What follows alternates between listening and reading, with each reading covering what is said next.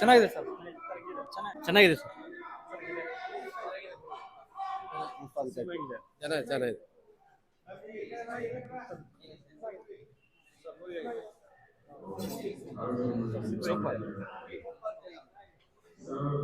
Super, ಸಂತೋಷ ಆಯ್ತು. Comedy ಚೆನ್ನಾಗಿದೆ.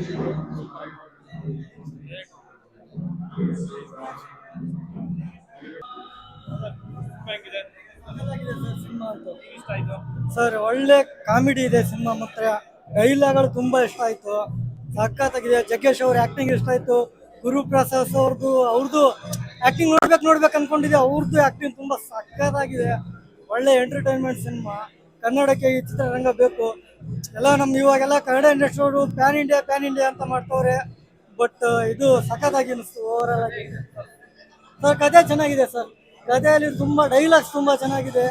Over all entertainment. ದುಡ್ಡು ಕೊಟ್ಟಿದ್ದಂತೂ ಮೋಸ ಇಲ್ಲ. ಕನ್ನಡಕ್ಕೆ ನಮ್ದು ಇನ್ನೊಂದು ಏನಂದ್ರೆ ಕಂಟೆಂಟು. ನಮ್ದು ಕನ್ನಡ ಸಿನಿಮಾ 1991 ರಂಗನಾಯಕ ಸಿನಿಮಾ ತೆರೆ ಮಾಡಲಿಲ್ಲ ಅನ್ನೋದೇ ಇದು ಕಥೆ ಸರ್. ಸರ್ ಅದೇ ಸರ್, ನಮ್ಮ ಕನ್ನಡ ಸಿನಿಮಾನೇ ಅದೇ ಒಂದು ಮೆಸೇಜ್ ಚೆನ್ನಾಗಿದೆ ಸರ್.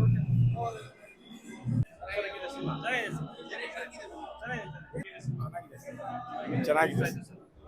ಜಿಗ್ಗೇಶ್ ಅವ್ರ ಆಕ್ಟಿಂಗು ಪೌರಾಣಿಕ ರೀತಿಲಿ ಇದೆಯಲ್ಲ, ತುಂಬಾ ಇಷ್ಟ ಆಯ್ತು ಸರ್. ಹೌದು ಸರ್, ತುಂಬಾ ಚೆನ್ನಾಗಿದೆ ಸರ್. ಚೆನ್ನಾಗಿದೆ.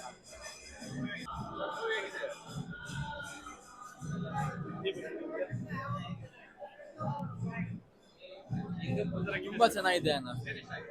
ಚೆನ್ನಾಗಿಲ್ಲ. ಫಿಲ್ಮ್ ಸೂಪರ್ ಆಗಿದೆ ಸೂಪರ್ ಚೆನ್ನಾಗಿದೆ.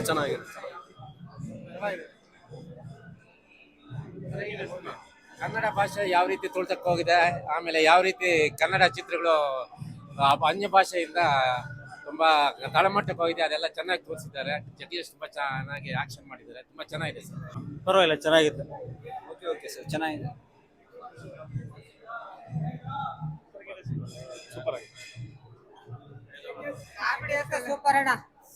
Super sir.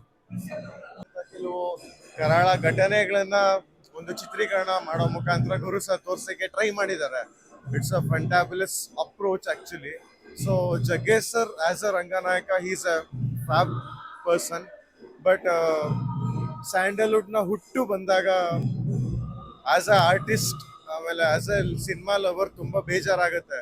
1911 ಕನ್ನಡ ಚಿತ್ರರಂಗ ಹುಟ್ಟಬೇಕಿತ್ತು. 36ವರೆಗೂ ಟೈಮ್ ತಗೊಂತು. ಸೊ ಅವತ್ತೇ ಬಂದಿದ್ದರೆ ಇನ್ನ ಎಷ್ಟು ರಿಚ್ ಇರ್ತಿತ್ತು ಅಂತ ತೋರಿಸೋ ಪ್ರಯತ್ನ ಮಾಡಿದ್ದಾರೆ. ತುಂಬಾ ಒಳ್ಳೆ ಪ್ರಯತ್ನ. And we loved it.